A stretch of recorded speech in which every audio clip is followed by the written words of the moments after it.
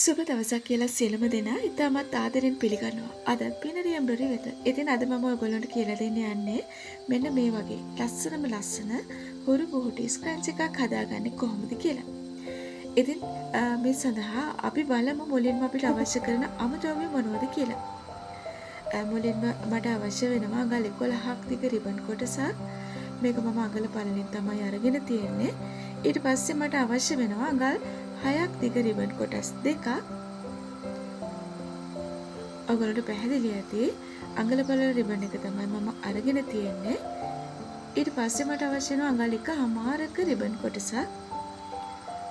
දැන් මම අරගෙන තියෙනවා අඟල් 5ක් දිග ඉලාස්ටික් කොටසක්. අපි දැන් බලමු කොහොමද මේක කරගන්නේ කියලා.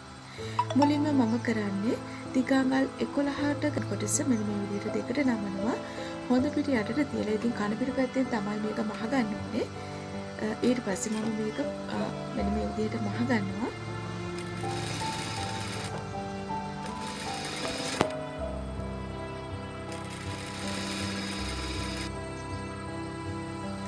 දැන් අපි බලමු මේ මහගත්ත රිබන් කොටස කොහොමද හොඳ පිටට හරවගන්නේ කියලා. ඉතින් මේක ඉතාමත් සරල පහසු නිර්මාණයක්. ඔයාලට පුළුවන් මේක ස්වර්ණ රැකියාවක් විදිහට කරගෙන යන්න.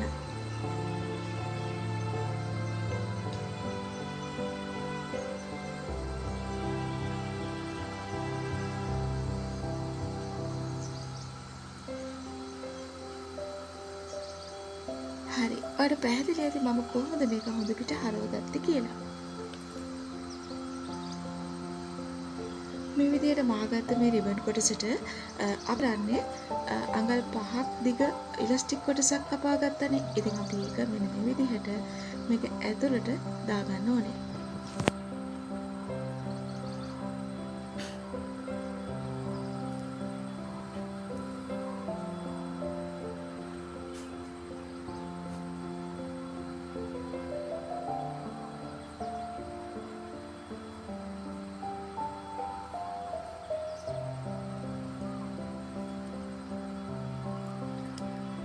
මේකේ දෙකලවරවල් දෙක හොඳින් සවි කර ගන්න ඕනේ. ඊට පස්සේ අපි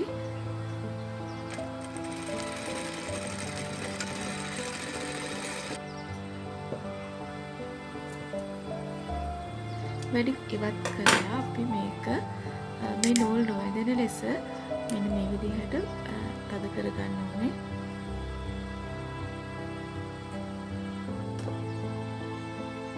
දැන් අපි බලමු ඊළඟ පියවර මොකක්ද? නූල් නොවැදෙන ලෙස අපි මේක හොඳින් මෙන්න මේ විදිහට සවි කර ගන්නවා. දැන් මම කරන්නේ අඟල් 6ට කපාගත්ත රිබන් කොටස් දෙකේ හරි මැද මෙන්න මේ විදිහට පුංචි මාක් එකක් දාගෙන මෙන්න මේ දෙකලවරවල් දෙක නවා ගන්නවා. මෙන්න මේ විදිහට. අපේ දුර පරතරය අඟල් කාලක් තියාගත්තට කමක් නැහැ. එක පිට එක හිටින දුර ප්‍රමාණයට පැහැදිලි කරේ අඟල් කාලක ප්‍රමාණය තියාගන්න. අපිට දැන් පුළුවන් මෙන්න මේ විදිහට ඉදිකටුවට නූලක් දාගෙන මේකේ නූලක් ඇදගන්න මෙන්න මෙහෙම. මම ඒ විදිහට තමයි කරන්නේ.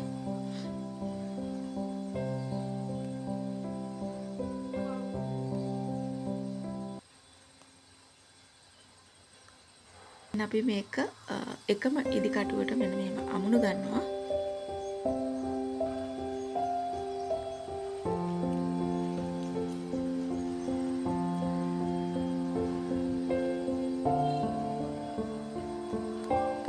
ඒකව මෙන්න මේ විදිහට රැලි කරලා වට කීපයක් කරකවමින් හොඳින් සවි කර ගන්න.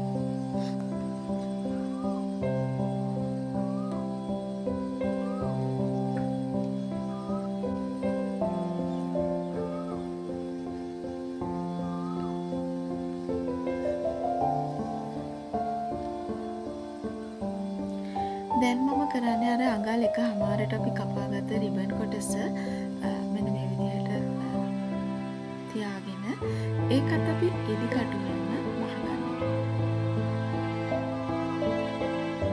මේක අපිට පුළුවන් ගම් වාලා ලවන්නත් පුළුවන්. ඉතින් ඊට වඩා හොඳයි අපි මේක ඉදි කටුවෙන් මෙන්න මේ විදිහට මහ ගන්න එක. මොකද එතකොට හොඳට මේක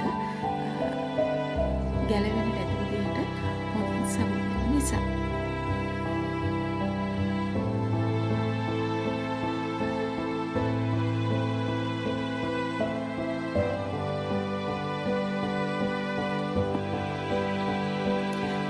පුංචි දෙයක් මතක් කරන්න ඕනේ.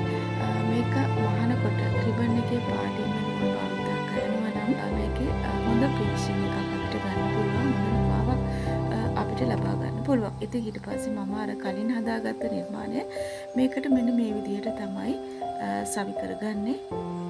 ඔයාලට පැහැදිලි ඇති මම කොහොමද ඒක කරගන්නේ කියලා.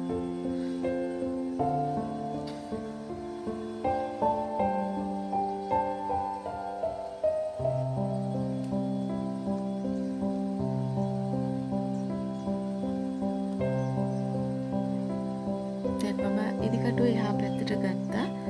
ඉතින් අපි මෙන්න මේ විදිහට මහ ගන්න ඕනේ.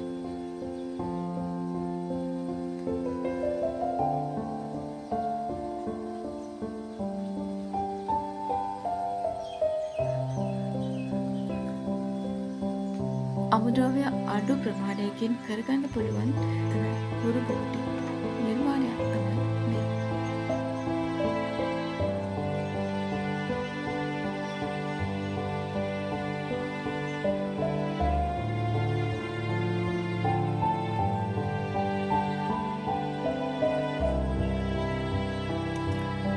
ඒකත් අපි දැන් මහගෙන ඉවරයි. ඊට පස්සේ අපි මේක තවත් ලස්සන කරන්න ඕන නිසා අපිට පුළුවන් මේකට සීක්වෙන්ස් අලව ගන්න පුළුවන්. එහෙමත් නැත්නම් පොබල්.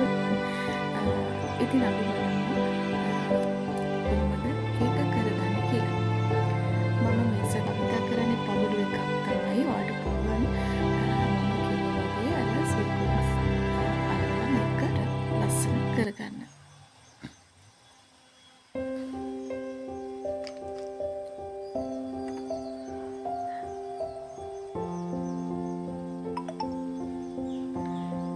ඉතින් දැන් ඔයාලට පේනවා මේකේ ලස්සන එකතු වුණා කියලා. මේ ඔයාලට පේන මම ඒ විදිහට සකස් කරගත්ත පුංචි නිර්මාණ කීපයක්. ඉතින් එදා වගේම වීඩියෝ එක අදත් හොඳයි නම් ලයික් කරන්න, කමෙන්ට් කරන්න, සබ්ස්ක්‍රයිබ් ළඟ වීඩියෝ එක බලන්න ඕනේ නම් බෙල් අයිකන් එක ක්ලික් කරලා තියාගන්න. සුබ දවසක් ගෙහෙන් එන්න.